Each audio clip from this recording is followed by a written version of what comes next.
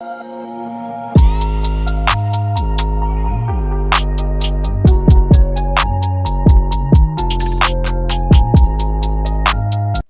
is poppin', fellas?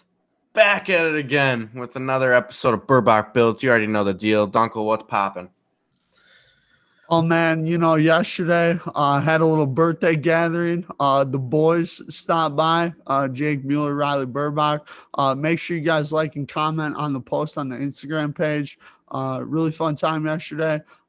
Huge shout out to Jake and Riley for coming through. And also, I want to say thank you to everybody that chipped in and get me a Justin Fields Bears jersey to make me eat my words about I said before the draft special on the live that I was going to get a Justin Fields jersey wherever team he went to. Turns out that was a really bad idea to say because Jake Mueller came through. He made it happen, and now I'm going to have a Bears jersey here whenever it gets here. You heard it here first. Dunkel, newest Bears fan. I'm just kidding. All right, on the agenda today, starting fives, draft winners and losers. Aaron Rodgers. He's a bad man. There you go, Burbach. A bad man in Denver. A bad man in Denver. He's about to be in Denver. You already know that deal. Blue and orange, except not Chicago. You're gonna have two of your favorite players wearing blue and orange. So Burbach, Aaron Rodgers, a lot has been made since draft day. Honestly, whether Aaron Rodgers will be traded or not. Adam Schefter released the report, didn't really get much inside sources on that. I don't know if he was just accumulating information.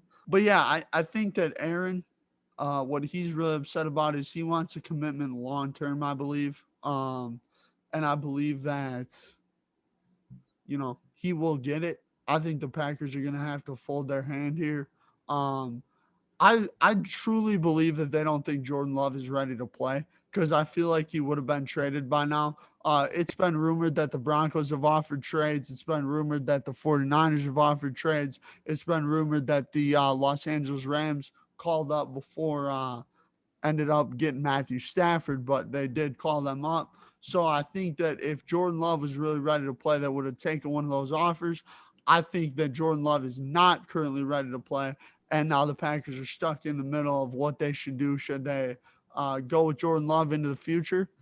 Might not be a bad move. We haven't seen Jordan Love play yet. I know, Burbach, you think Jordan Love is going to be pretty good. So I think that Aaron Rodgers, I think Green Bay is the best chance for him to win the Super Bowl. I think if he comes back next year, I think the Packers are at least make the NFC divisional playoffs. Probably an NFC championship game appearance again. And then, we'll probably lose because that's what we have to do in those games. But yeah, I think Rodgers should be back. I think there's a lot of speculation being made here.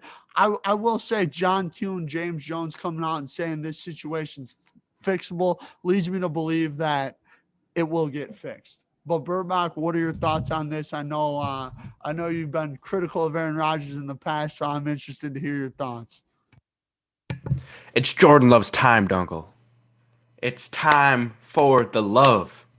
All right? He's going to spread the love. And, I think that Aaron Rodgers' deal isn't necessarily like his surrounding roster. I know that's kind of been the deal. Like, he's wanted a second receiver for a while now. I think you got it in the third round. You kind of stole Amari Rodgers. I thought that was a great pick by the Packers. But he's had a decent surrounding roster, and I don't think that's been the issue. I think the issue has just been like more of a respect thing with the front office in Green Bay, and he's just kind of like waiting for that to happen and change. But I don't think it's going to, and they've showed time and time again. Like I feel like this has been going on since McCarthy's been in Green Bay, and it's kind of all come to a head now. And I know Adam Schefter didn't really have like any sources, but all off season we kind of knew that this was, and he just decided to like break this news on draft night to kind of like for it to explode. But I think it'll be really interesting to see what the Packers will get for him if they do decide to trade. How many picks they'll be able to get, what starters they'll get. You might have seen Patrick Surtain get taken by the Broncos because that's who the Packers wanted at the end of the day, and now it's just figuring out how many first-round picks they're going to eventually give up for him. I saw earlier yesterday that he wants to be in Denver, and that's his like desired place to go. So I think it'll be really interesting. What an off-season story. I mean, between Deshaun Watson at the beginning and now the MVP from last year, the NFL has really been heating up. So I think it'll be really interesting next year, some of the storylines. I think it will be as well, Burbach. I think yeah, Aaron Rodgers wants to go to Denver. I think that we would be treated to some great football if he went to Denver. You would see that bad man versus the other bad man, Patrick Mahomes, twice a year. The State Farm boys battling it out twice on Sunday. So I would love to see it personally. I would love to see Rodgers stay in a Green Bay uniform. That's what I want to happen. If Rodgers was going to go somewhere, though, I'd prefer him to go to the AFC. So, I could still kind of root for him, even though Gavin Goldstein thinks that no matter where he goes, I'm gonna jump ship and bandwagon, which I'm not, kind of turning over a new leaf in that aspect. You know what I mean? Turn over a new leaf, not trying to bandwagon as much anymore as I used to, trying to stick with the same team for a while. So we're going to keep that going. Go Pack Go. We know the vibes, but Burbach, I do think it's really interesting how many conflicting reports we really have here, because a lot of people that Aaron's close to, AJ Hawk, James Jones, John Kuhn, all say it's not about Goody. The situation's fixable, James Jones said. John Kuhn even said he believes that Rodgers will probably be back with the Packers. And then on the other side, you're hearing from Schefter and Rappaport that he wants out. He doesn't want to play there. He wants Goody gone. So I think the only thing to really put this to bed or say intense these rumors is for Aaron to come out himself and say it. I think the only place where Aaron will come out and do something like this would be on the Pat McAfee show. So Pat, try and get Aaron on there. Try and get him talking about this. I want to know what's going on. I hope Aaron Rodgers is in the green and gold for a very long time, throwing touchdown passes to Devontae Adams, that bad man on the outside. But yeah, Burbach, I think this is very intriguing storyline. And I think, too, we saw this with Russell Wilson. He wanted out of Seattle. That situation got fixed. I think this situation is, in fact, fixable. I just don't know what Aaron wants. I mean, if he wants a contract extension, go ahead, man. Dude just won MVP. He's playing lights out, So we'll see what happens. Burbach, what is your gut feeling telling you on what's going to happen here? Do you think Rodgers gets traded, and what team will he get traded to, in your opinion? I mean, I feel like the Niners or Broncos are obviously the front runners, and they're willing to give up whatever for Aaron Rodgers. I mean, you basically get a certified 3 years until he's 40 for sure. And depending on after that, you don't know, because not everybody's Thomas Edward Patrick Brady Jr., But I think the most intriguing person, if Rodgers goes to the Broncos, is Jerry Jeudy. If he doesn't get dealt, because he could be a star, as Gavin would say, a star with Aaron Rodgers. But it's time to spread the love, Dunkel. It's time to move on past the NFC champion choker and spread the love. Okay? You're going to see 10 jerseys everywhere. No more number 12s. There'll be 10s. Devontae Adams going to have a new quarterback. Aaron Jones is going to have a new quarterback. Amari Rodgers is going to be the second receiver, and it's going to be new Rodgers. Time to spread the love. And I know he said that he'd love to put Mahomes into the wild card round every year. Let's not act like he's this great winner now. Okay, I understand he's won the NFC North against some bums. Patrick Mahomes ain't no bum. All right, he's the most talented quarterback this league's seen. Patrick Mahomes, not Aaron Rodgers, because we all know it's time to spread the love, Dunkel. It's time to spread the love. Hashtag time to spread the love. Okay. You heard it here first. Time to spread the love.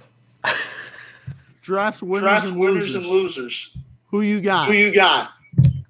My winner, the San Diego Chargers. I think it's more than just even the draft. Like, it's an off season as a whole. And I think the Chargers really hit the ball out of the park. I mean, they had Rashawn Slater fall to them at 13, didn't even have to move. And I know a lot of mock drafts that they had the Chargers moving up to try and get him, or even Penei Sewell. But he fell to him at 13. They added Corey Linsley. They still have Balaga. I believe they added a guard. Justin Herbert's going to be in his second year. A new coach. Maybe they need to add like another receiver on the outside, but you still have your number one in Keenan Allen. I believe you still have Mike Williams there. I don't think he left. I know you lost Hunter Henry, but I mean, I honestly don't think that'll be that big of a loss in what they added in the offensive line. I mean, you're going to get Austin Eckler back, who's healthy. I think in the second round, you absolutely stole Asante Samuel Jr., who I know you liked from our first mock draft. He shows great potential to be a number one corner, and I know they lost Casey Hayward, so I thought their first two picks were probably the best first two picks by any team in this year's draft. Burbach, I like the pick of the Los Angeles Chargers there for the draft winner. My winner, I think this is pretty obvious. It's the Cleveland Browns. The Browns is the Browns, man. They don't move up. They get Greg Newsome to complement Denzel Ward from The Ohio State University. I think that's going to be a great cornerback duo, OHIO. Yes, sir, Burbach. That's what I'd like to see. And then you go into the second round and you pick up a guy that Burbach, me and you talked about going in the top 20, possibly the top 15. My favorite player. Your favorite player in the draft. So I think personally, JOK, getting him in the second round was a huge steal. And then the Browns, if since you brought up the Chargers offseason, the Browns bring in a complimentary pass rusher in Jadeveon Clowney. I mean, this team is ready to roll. They already got the offensive line. They already got the weapons with Odell Jarvis, Rashad Higgins. They got Chubb and Hunt in the backfield. Baker Mayfield, I think, is starting to kind of hit that next level in his development. And you also got Kevin Stefanski, the coach, who, by the way, insanely great last year. I think this team is ready to win right now. I think this team wins the AFC North next season. I love what the Browns did in the draft. But Burbach, who is your loser of the draft? Who, in your opinion, lost the draft? I absolutely love the Browns. I just want to say that first. And I think they got the steal of the draft in the second round with JOK, who's I thought was going to go in the first round, no questions asked. But I know he had some heart issue. I know you sent me that. Hopefully that's not a problem because he could be very, very good. They also added the safety from the Rams. John Johnson. Yeah, John Johnson, which, I mean, you're just adding and adding and adding. I mean, that team could be very good. I give the Ravens a run for their money. But my draft loser is the Pittsburgh Steelers, who's also in that division, because you probably could have got Najee early second round because I think the Jags were set on pairing ETN with Lawrence. I know running backs tend to go higher than projected. I mean, I still love the pick for the Steelers. Like Najee's great downhill runner. You saw that at Bama. But then you go in the second round and they draft a tight end when they lost 3 starting offensive linemen. I mean, what are you doing? Like, and you really got to hit on your 3rd through 7th round picks and offensive linemen. Like, not all those guys are going to be good. And I just wish they would have went more offensive line heavy, especially with how much you saw them struggle in the last couple weeks of the season, especially the playoff game against the Browns, with not being able to run the ball and then Big Ben having to throw them to a win, which isn't going to happen anymore. Like you saw their screen game was more of a run game at the end of the year, which just it's not a great offensive game plan. And I think that they should have gone more offensive line center. So, Burbach, personally here, I completely agree with you on the Steelers. I had them as one of the lowest rated teams in my draft grades. Also on Instagram, if you guys want to check out my full draft grades. But my loser of the draft, this is simple. It's the Oakland Raiders. I mean, you take a guy in Alex Leatherwood who me and you, Burbach, projected maybe late first round, but most likely second round or even late second round. That's where we kind of had him projected. You take him at 17. I didn't love that. I feel like the Raiders, they really need offensive line and defense. I felt like they did address that, however, in Trayvon Moehrig a little bit, but I didn't like their selections. I didn't love where they chose players. I felt like they reached a little bit. Mike Mayock is one of those guys who doesn't care what the experts or what the analysis is of a player. He's going to take the guy he likes, which sometimes can get you into hot water. And I think that this Alex Leatherwood pick, yes, he's going to come in, he's going to play, but they definitely reached for him. They could have probably traded back, picked up some picks, taken them. I would have felt a lot better about their draft. Moehrig was their best pick. I like him. I thought that was a great pick, but that was really the only pick that I really liked from the Oakland Raiders draft. I feel like Mike Mayock really does need to start listening to a little bit of analysis on these guys, just to kind of get a feel for the player. But Burbach, go ahead.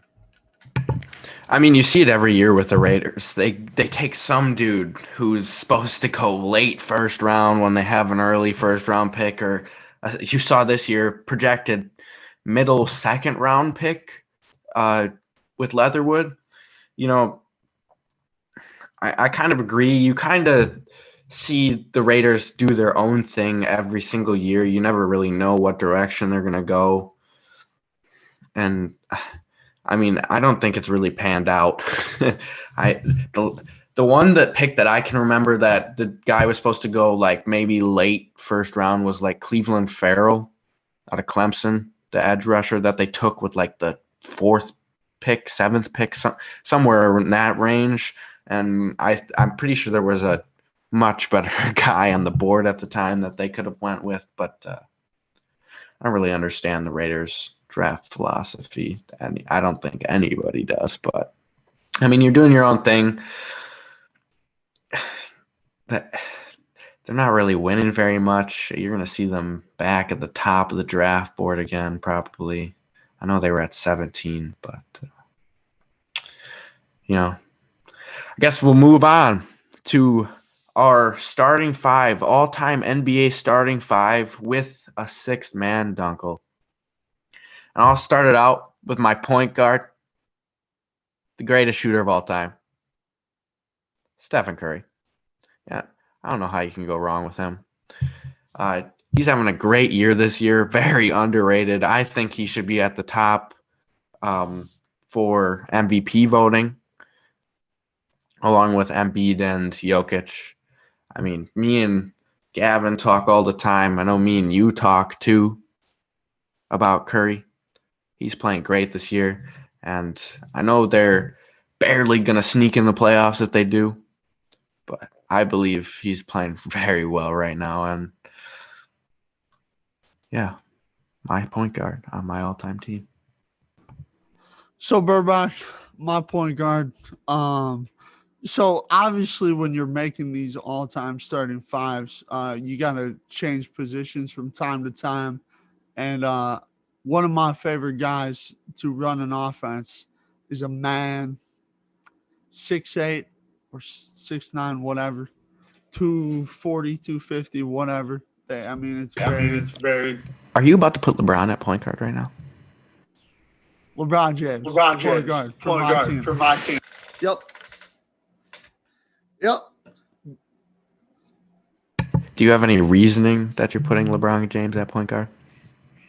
Well, I mean, think about it. How many times does he handle the ball? I mean, he's always bringing the ball up the court. He's always handling the ball. And you're going to see with the rest of my team here, we're kicking out to people all day, every day. Boom, boom, boom. Yes, sir. We're going to be driving. We're going to be kicking to, some shooters. You better be ready, Burbach. You better be ready.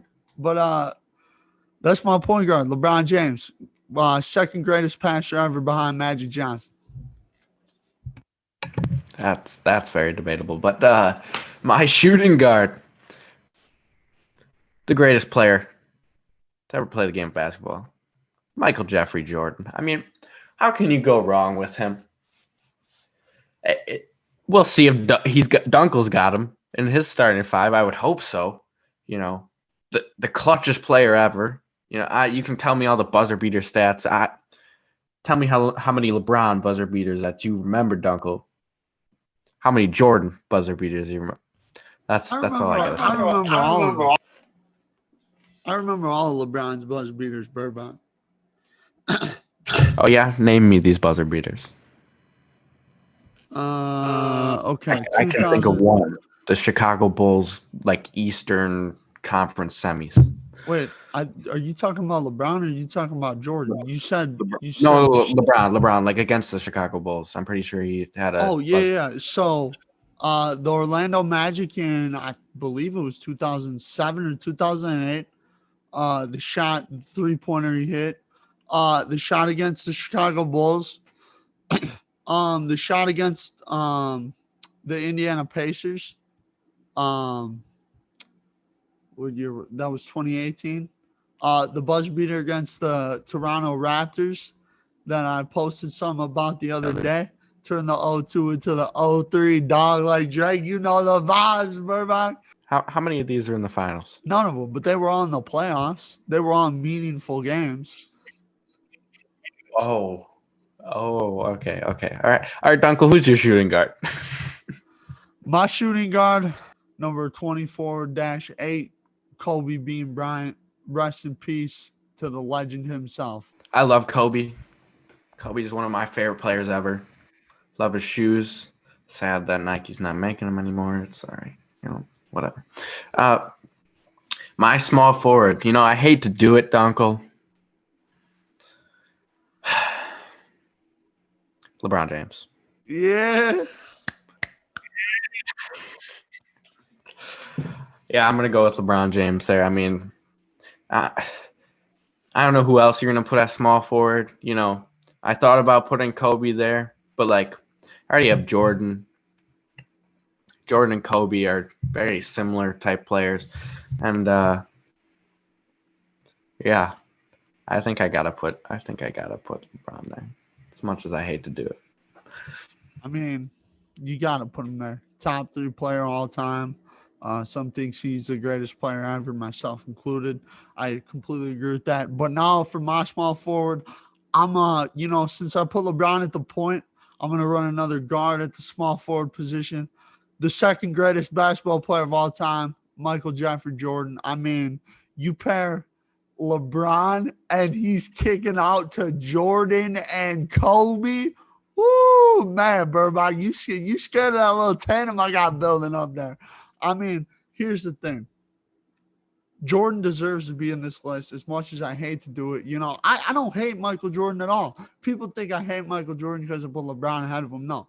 Michael Jordan, second greatest player of all time, one of my favorite players to watch. I've watched a lot of his highlights over the years. The shot over Craig Elo was insane. I mean, you can keep going on and on. I love my team so far. Michael Jordan in that small forward position. Burbach, go ahead. At power forward, I got Timothy Duncan. I I know people might not like that pick, but the big fundamental, great rebounder. You know, he's going to be a great piece. And Duncan, you want to talk about LeBron kicking it to Kobe and Jordan, who are more of like ISO players. I got Curry on the outside. Curry, you should be scared right now. Maybe we got to play a game of 2K and run these lineups against each other because I'll wipe the floor with Curry with you. Curry's going to be shooting from the logo. I'll have Brad bringing up the ball. He'll be able to kick it to the greatest ISO player of all time, Michael Jordan. Nobody can guard him. And to Stephen Curry. How are you going to guard that? Dunkel, who's your power forward? Hey, if you guys want to see a game, me and Burbach play with our teams, let us know down below. We'll play a game. We'll get it together. We'll put it up for you guys. Let us know down below. But my power forward, Burbach, we got the same power forward, Tim Duncan. I think Tim Duncan obviously, like you said, Burbach, big fundamental. He just plays the game of basketball at such a high level. He's such a great player. I love Duncan. I think he's one of the most underappreciated players of all time. Because I think we take his greatness for granted. I mean, he's a 5-time champion. He's one of the greatest players ever. I have him in my probably top 7 all-time list. And yeah, Tim Duncan, power forward. But Burbach, who is your center? We got a lot of great choices here. Shaquille O'Neal, big man, LSU. I don't know how you can go wrong with him. Especially you watch tape with him with his final years with the Magic and the Lakers. Man is unstoppable. There's not a person in the NBA that can guard him ever. He was that unstoppable, and I don't know if you're gonna have the same pick, Dunkel. You probably gonna have Anthony Davis or something like that. But Shaquille O'Neal's my center. All right. My center is the man with the most unstoppable shot in the game of basketball, Kareem the Dream Abdul-Jabbar. I mean, Burbach, I thought about Shaq here. I just like Kareem's game. I just liked that he just got that shot. I mean, you can't stop that thing, man. You just can't. When he's got it going, good luck. But yeah, Kareem, I like to pick a Shaq too. I mean, I don't think you could go wrong with either of those two guys there. But Burbach, we're doing it with a 6-man. Who's your 6-man? Who do you have coming off the bench first in your lineup? My 6-man, this is going to be kind of out of the ordinary. I kind of thought of Kevin Durant, lengthy man, snake. But I'm going to go with Larry Bird. I think he's been kind of been disrespected lately with some of the talk. And I think he's one of the best shooters ever. If he really wanted to turn it on back in the day, Larry Bird did not miss. Larry Bird played a game left-handed and still dropped 40. I think he's probably one of the most underrated stars ever, and I don't know why people don't give him enough credit. And I know it's probably because of all the great shooters that we have now, but I think Larry Bird is my 6-man. Burbach, I like the pick. Anytime we bring up Larry Bird, it takes me back to English class in high school. That was a fun time. Shout out Riley Burbach, Cade Nichols. Shout out Joe. Shout out Miss Pop. All the above. That was a fun class. But Burbach, my 6-man is Irvin Magic Johnson. I mean, he's a guy that you could bring in, greatest passer of all time, one of the best IQ players we've ever seen. I think, if you bring him in for a guy like LeBron and he can run the offense, he can run the show when LeBron sits on the bench. So I think that is my sixth man. Also, guys, so I will have both of our lists up here. I'll have Burbach's list with his starting five and his six man, my list with my starting five and my six man. You guys vote. There'll be a vote on Instagram, vote on Twitter, and vote on YouTube. We'll tally up all the votes from every single vote, and we'll figure out who wins. And then, we'll let you guys know. But also make sure to let us know down below if you want us to actually do that game where me and Burbach play against each other with our 6 players. We would also probably add some bench players in there as well. Maybe we'll do a little draft for that or something like that before the game, something fun like that. But Burbach, what is your comment question of the video? You always have one down below. Make sure you guys comment on that. But Burbach, what's the comment question down below today? Who's your NBA MVP? That's what I want to know. Steph Curry, Joel Embiid. I mean, Nikola Jokic. I know Giannis isn't really in the running this year. Chris Paul. Sad. Chris Paul, yeah. I know LeBron was before he got hurt. But, yeah, my question, who's your MVP? Also, hashtag spread the love. Jordan loves the future. Thank y'all for watching. We'll see y'all later.